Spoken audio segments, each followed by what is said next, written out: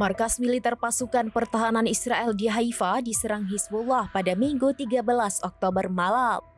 Penyerangan itu terjadi saat tentara Israel mengadakan pesta jamuan makan-makan di pangkalan militer.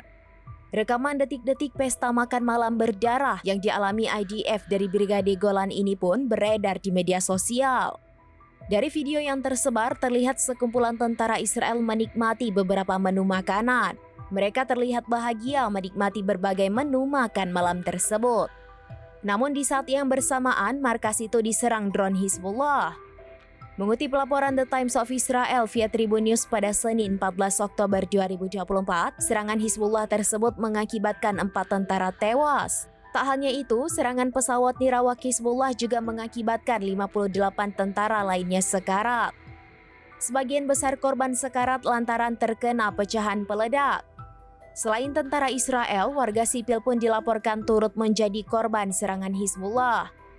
Bahkan 50 ambulans dan helikopter dikerahkan untuk mengevakuasi dan merawat para korban.